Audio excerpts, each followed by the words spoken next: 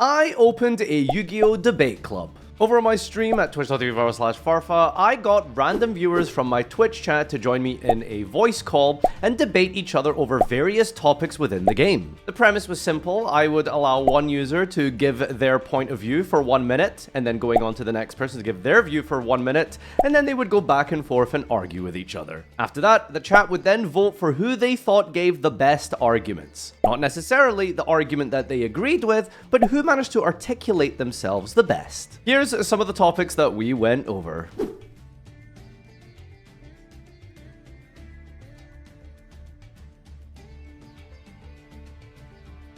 Topic number 1. Should Ash Blossom be banned?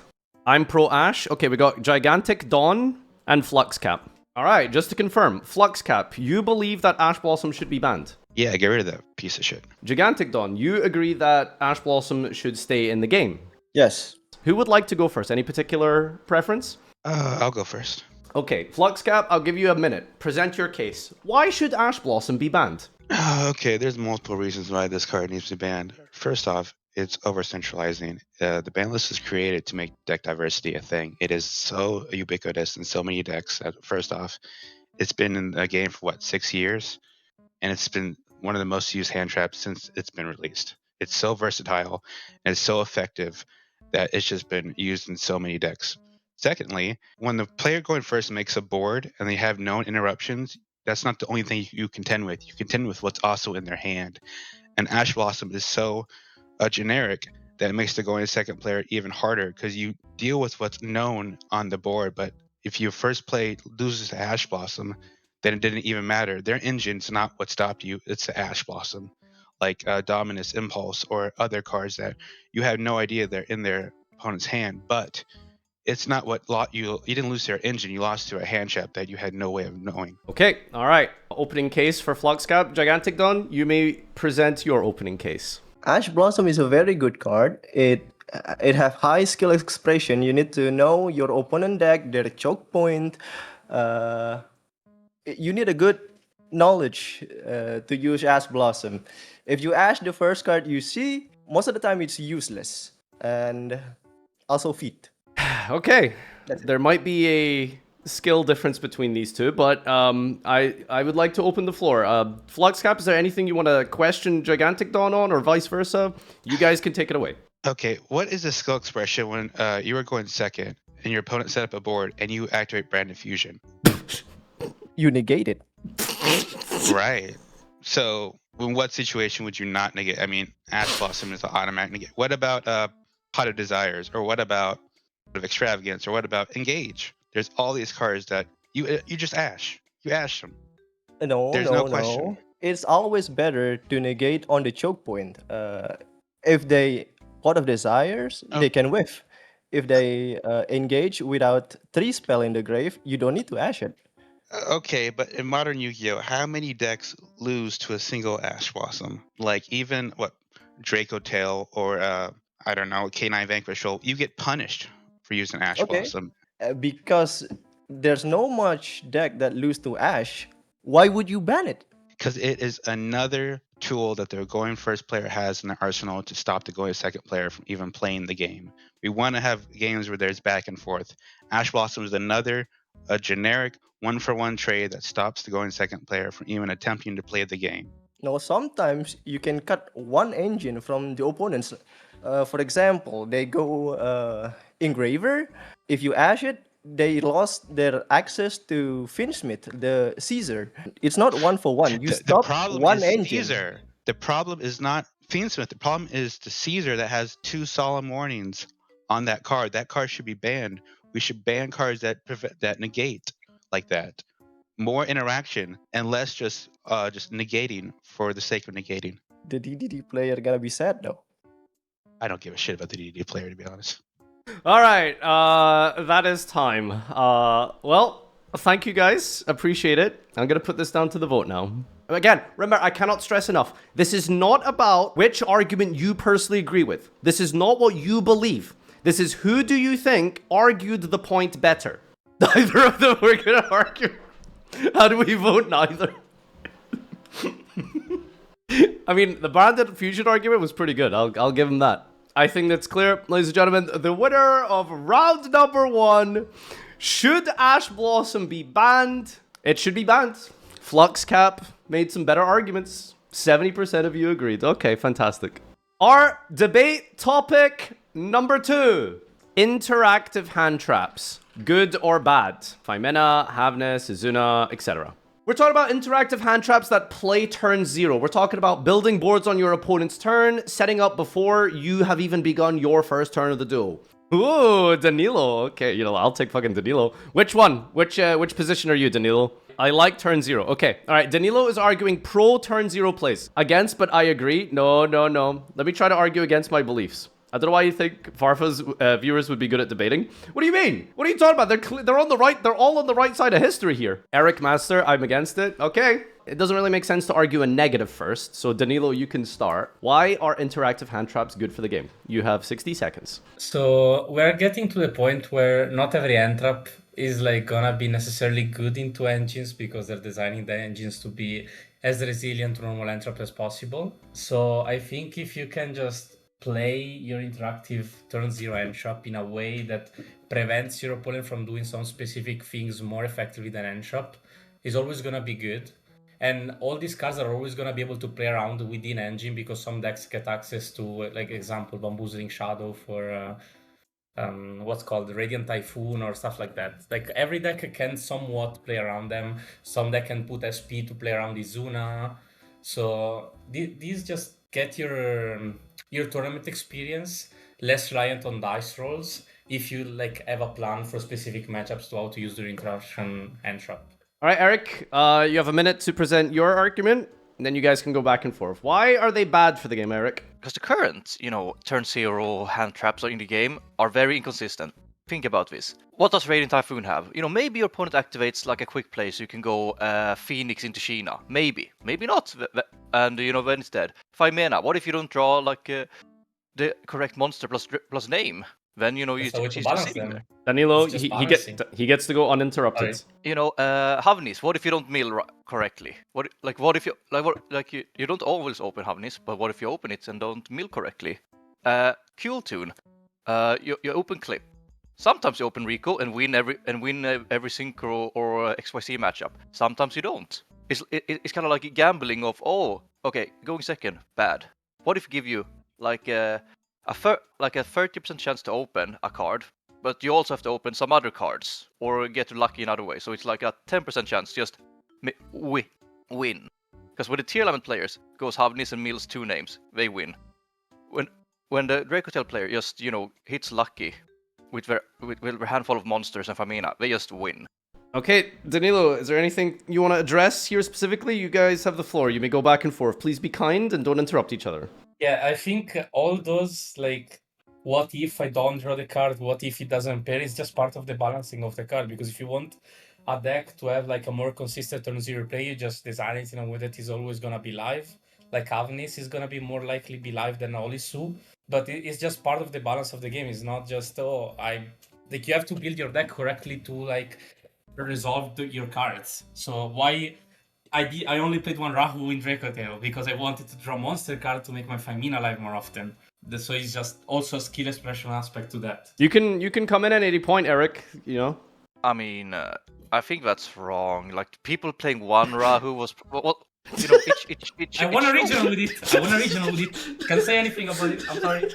Okay, let's stick to the topic. Criticizing Danilo's personal ratios of Rahu aren't relevant here. I want a region with Kashtira Fire King doesn't mean that much. I mean, if you look at like people run as much Rahu as they can, like because consistency, and I think most turn 0 hand traps in the game right now are not that consistent. Like the most because they don't want them to be consistent because it's part of the aspect of balancing the game.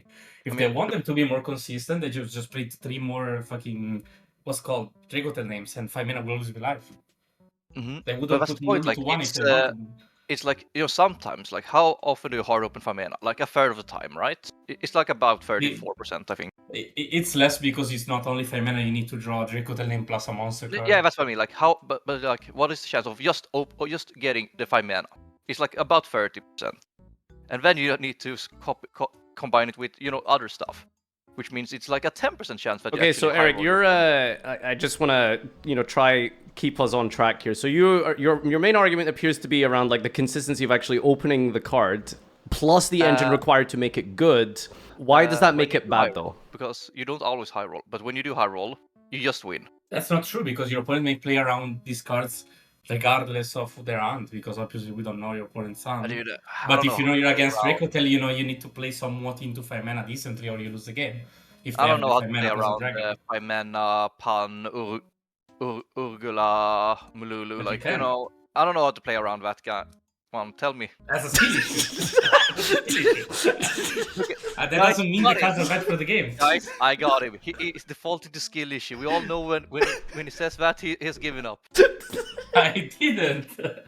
I'm just saying, if you don't know how to play around the cards with your given hand, it's not about the game balance and the cards become bad or good for the game, period. It's just you need to get better. Smile. Yeah. Like, how do you play around Maxi and 2 Charmies, Ash Blossom? Maxi is not the same. You cannot compare 5 mana to Maxi. Yeah. You know what? It's turn 0 hand traps, right? Maxi is a turn 0 hand trap.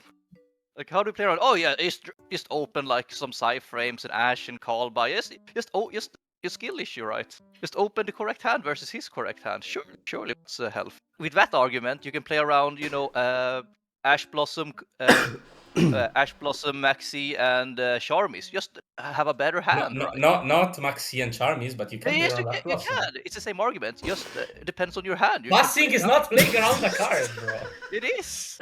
Just Okay, guys, all right. Thank you. Let's put this one down to a vote. Thank you for taking part. Press 1 if you think Danilo made the better argument. Press 2 if you think Eric made the better argument. Remember, you are not voting for the one you agree with. You are not voting for the one that you personally think is correct. You are voting for who you think debated and gave better opinions and takes and lines of argument, etc., etc. Guys, this is not a good one. There is nothing in this because they both won or they both lost, depending on which way you want to look at it. So, yeah. Our first ever draw. Mulcharmy. Good or bad card design? Are the Charmies good or bad card design? Okay, we'll take Breeze for anti-Charmy. I need a pro-Charmy gamer. Phantom, you're in here. Okay, Run the Duels, you are pro-Charmy, so you should go first. And then we can do the negative one after. So with the rise in modern Yu-Gi-Oh card design, where 1-for-1 hand traps are just becoming less and less effective to stop what turn 1 boards are becoming, I believe that there needs to be a card that disproportionately benefits the going second player. And the Charmies, I think, are the best design we have so far in doing so, where it still gives agency to the player going first in terms of how many summons they want to commit to the board. While allowing the going second player to have some kind of chance to play into a half board, especially as Konami is also designing decks to play into Charmies better with better half boards to where the going first player doesn't feel as bad when they get hit by one. And so that's basically my argument for why the Charmies are good card design overall. All right, Breeze, you have a minute to describe why you think they're bad card design. Okay, so I think Charmies are bad design-wise because take absolutely zero skill to use. It's often correct to use them before your opponent does his first action. You can't really misplay with your Charmy. They make it less likely for the better player to win the duel because they make the game very coin flippy in nature. Because a lot of the decks have no reasonable half board into a Charmy. What I mean with this is, if you look at the most recent main sets, the cover card is always for a new archetype, and out of the last 10 of them, all 10 of them instantly lose to a Fuva. So the argument that they are designing decks with Charmies in mind makes no sense for me. All right, any further points? I would rather they go more in the direction of cards like Ketu, where it's an engine card that's better going second, and then put cards into the game that are just like coin flipping. Okay. All right. Well, Run the Duels, do you have anything to say to that? You guys are free to go back and forth. Yeah, I mean, in terms of counterpoint on decks not being designed to play into the Charmies, I mean, I guess when have cover cards ever been the best card in a set? I mean, there are usually always some kind of anime bait, so I don't think that's a good argument. In terms of the actual meta-defining decks, the decks that have topped and won tournaments, we're looking at decks like Ryziel, decks like Draco Tail, decks like even Cool Tune, has a pretty good half board into the Charmies. So the decks that come to define the meta are the decks that play around the Charmies, play into the Charmies the best, while still allowing there to be good gameplay going back and forth. And in terms of there not being skill, I can't agree that Peruli and Meows are probably the ones that you just shotgun, but I think Fua does have some skill into when you go for it, because if you just shotgun a Fua, you're giving your opponent a lot more information on how they can build their board versus maybe allowing you to commit to a play that plays worse into a Fua and then chaining it. And this is all contingent on Ash not being in the game as well, because I think Ash versus Charmy is just not good gameplay. You are still supposed to throw Fuva in standby if you're playing against the best deck in the format, which is Dracotail, which, in my opinion, just makes the situation even worse. Well, that's a specific meta. That's for this specific meta, possibly, yes, but that could definitely change going into the future depending on how future meta decks are designed. Like, in my mind, the reason they printed Charmies was to make the win rate of the going second player get closer to 50%. And they achieved this by making it so every time you open Fuva and you activate it, there's a coin toss if you instantly win the game because it resolves. Oh, I fundamentally disagree with that. There are multiple times that I've seen players on stream. I've won games where I've gotten Fua'd, and that does not determine the outcome of the game. Yeah, if you're playing like a very small selection of decks, sure. But let's take Ryzeal as an example, yeah?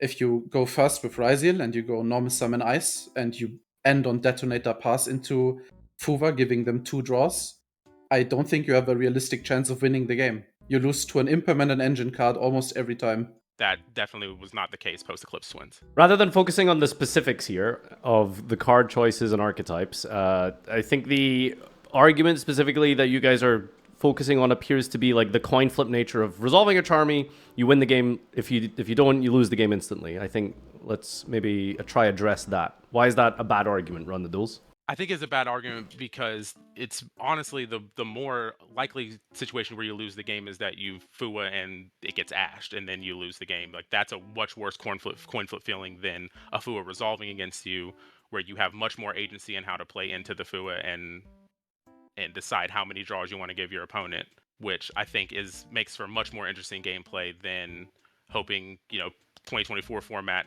did you open 4 hand traps and a starter into the Snake Eye deck? And if you didn't, then you lost the game. I do agree that Ash makes Charmy gameplay worse, but I feel like Charmies are just a band-aid solution, and you could solve it way better, like more enjoyable, with cards like Ketu, like I said before. I just feel like the game should be about playing your engine against the opponent's engine, and a lot of the decks just don't have a backup plan. Like, a lot of the decks are not designed with backup plans in mind. Like, sure, you can normal a Yummy name and pass on Snatchy and rebond a Yummy name because you got Fuvad, but that's like... Well, that's just a bad board. You shouldn't do that. You should make Lollipo, but that's just about learning your better lines into Fuwa, but I mean, that depends on your hand, but either way... He's like, correcting him, dude. A lot of the half-bots give you a reasonable chance at winning the game. Having played a lot of Yu-Gi-Oh! I feel oftentimes it's even correct to just commit into the Charmies fully. All right. Like, for me, the Charmies have succeeded in increasing the going second player's win rate, but at the cost of reducing the quality of the game. I just think I fundamentally disagree. I think that the Charmies have improved the gameplay that I've experienced in modern Yu-Gi-Oh! I've enjoyed my gameplay in 2025 and 2026 way more than I did pre-Charmy in 2024. All right. I think we'll wrap it up there. So that is Run the Duels on Pro Charmy, Breeze on Anti Charmy. Thank you, guys. I'm going to put this to a vote now. Okay, get your votes in. Remember, again, you are not voting for the one you agree with personally. This is not about your personal opinion. What you think is just who you think gave better arguments, irrespective of whether you agree with it or not. 3, 2, 1. The winner is Run the Duels on Pro Charmies. I really disagree with Run the Duels, but I think he definitely argued that better, in my opinion. Yu-Gi-Oh! Is too expensive. Yu-Gi-Oh! Is too expensive. Yu-Gi-Oh! Is very expensive. It's too hard to get cards. Now, obviously, they've done a lot of nice things in recent years to make the game better and cheaper and stuff like that. I'm a TCG player who doesn't think Yu-Gi-Oh! Is expensive. Okay. Who thinks Yu-Gi-Oh! Is too expensive? I played TCG for 3 years. I'll play too expensive. Okay. Okay, Jeff, you think Yu-Gi-Oh is too expensive. Taffy, you think Yu-Gi-Oh is not expensive, correct? Yes. Okay, Jeff, you may begin. Why is Yu-Gi-Oh too expensive? Other than the fact that 3 digits for high 3 digits is way too expensive at the top end. At the low end, it's really expensive, especially when it comes to something like Exo Sister. Like, in theory, lower power deck should be less expensive and like maybe in the grand scope of Yu-Gi-Oh maybe like low 3 digits, but with the price of staples, like I remember when Prospe was like an $80 card and I definitely just had to buy that card, borrow that card. But even something like Exo Sister and Genesis is like, oh, if I want to like play Purge, it's a set of $20, it's a play set of $20. If I want to play 7th Tachyon, that card's like $40 right now, and just like I'm playing a tier 3 deck even in Genesis context. It's like, come on. Okay, anything else to add to your opening statement? I think that's a good proffer for now. Okay, Taffy, you can go ahead and give your opening statement. Why is Yu-Gi-Oh not expensive? Okay, I want to set the stage. 2 years ago, Snake Eyes. $1,500 for a deck. What we are seeing now is the response to people whining about the card prices from back then. We have, right now, Legendary Modern Decks 2026. We run the calculations. You can get 3 modern decks, which are meta, for about $30. Or like £25. And when you include the staples, if you get them off of Card Market, that's another £40. You can get yourself a very playable modern deck for under $100 easily. And you can go and play competitive events right now. Easily. You take a look at Yugioh Pro deck right now. Look at Mitsurugi. You have a deck which topped a regional literally about a week ago, which was just made from the Legendary Modern Deck set, which was Sky Strike and Mitsurugi. It is so easy to top because you don't even need to get the extra staples because it doesn't come with them. You don't need the Mulcharmies because there's already 3 of them in the deck. Everything that you need is right there for $30. How is it too expensive to get into Yu-Gi-Oh? All right, well, you both may go back and forth now. So, Jeff, I suppose, do you want to address anything there, or? Okay, so let's talk about I'm just reading through the Modern 2026 decks. I haven't read this entire set, so correct me if I am wrong. It's all good. But cards like Lightning Storm, cards like Mulcharmy, Thuolos, Perulia, etc. These cards have been out for a year, and with the modern card design philosophy of, oh, let's print more and more broken turn zero interaction, like the Dominus cards. Like Dominus Spark is going to be, I don't know if that card's out in the TCG yet. It's going to be like $100 card though, and we've already seen the OCG ban cards like Impulse, right? And it's just going to become this overbearing like stacking of problems. It's just like, okay, we're just going to keep banning the old hand traps and we're going to keep printing the new hand traps, which has been Yu-Gi-Oh for a long time of just printing power creep to print new staples that print more money. But I wouldn't say I think this is a cheaper point of Yu-Gi-Oh. I do not think that something like this is categorized as the state of the game is cheap. This is a good point of where old players can catch up. In next year when Dominus Spark, or like even the coming months when Dominus Sparks come out, it's going to be $100 card for about a year. And I don't think that would be considered exactly budget friendly. Okay, but the issue with that is that you're saying that you absolutely 100% need these cards in order to play the game. You don't. I don't need Fidralas. I don't need Spark. You can play the game quite easily and still top without having to invest hundreds of dollars in cards which you frankly don't need. You can get them. I could even buy myself a playset of Forbidden Crown. I could buy myself a playset of Dominus Impulse if I really wanted to. But what would be the point? Because if my deck is already functional, all I'm doing is that I'm just adding a different interruption which serves a different purpose. You don't need it. You could still top. You could still play the game. You could still get into the game quite easily. You don't need these things. Yeah, you guys can go back and forth on your points here. You know, that's open floor, so... Also, Crown's 50. What is it? Playset of Crown is 50. What is it? $150 right now. I don't know. $150. Yeah, I was like, hold on. That's not. We're not gonna say that's. We're not gonna say that. Well, you formulate in your mind. I cannot for the life of me figure out your accent. Is it Australian, Taffy? Yeah. Nailed it. Easy. I was not gonna say it sounds British, but wrong. It cannot be British. Yeah, the British didn't want us. Good take. Good take. So you're saying that deck should be in a playable state, but I think with the most recent edition of the YCS top cuts going from like top 64 to like top 32 to like top 8, I think it's really hard to, and more people like being more gatekeepy of tops, even though I think that's cringe culture, that could be a different discussion point. It is frustrating to see, oh, I can't get a like more acceptable, I can't get a result at like the highest level of play. And I think even at the highest level of play, I think we should be considering like the cheaper you make the game, even at the highest level, the more effectively competitive. And that means you just have more people to effectively compete against. And Yeah, I think that's... but this is exactly what we're seeing now, though. Like, for example, you know, the whole Mitsurugi Sky Striker deck, which literally just took all the cards from the legendary modern decks. There are more and more people, and the deck is Yu-Gi-Oh! Is more accessible than ever for new players. The game is going to become more expensive, sure, but not because of staples. It's going to be expensive because of overframes, which you definitely don't need those unless you feel like paying for them. Meanwhile, the staples are continuing to go down. Like I said, you can buy all the staples. You can buy a playset of Fawalos, you can buy a playset of Perulia for less than £50, and you don't really need to get things like Impulse or Purge. You can, if you want to, but they're not completely necessary for you to play at the highest level competitively. The point is that you absolutely can play cheap for cheap now. We are not in 2024 anymore, because what we're seeing now is the response to like cards being over £50 per staple. Like we no longer see Poplars at like ridiculous prices. We don't see like really terrible cards like Low, the voiceless voice, for going really expensive, because Konami knows that people couldn't afford it, so therefore the competitor scene was trash in 2024. But now it's so much better because you could just play the game really cheap. You do not need to get the latest deck because you have other options. If you're going to say staples aren't going to be a problem, what Taffy is saying is that you don't need the fully optimized deck list to be able to participate in competitive Yu-Gi-Oh! And what Jeff is saying is that there is this clear barrier to optimization, right? Like, yeah, there are budget options and you can play, but you will never be able to have like the best decks without forking out like ludicrous amounts, you know, like even some.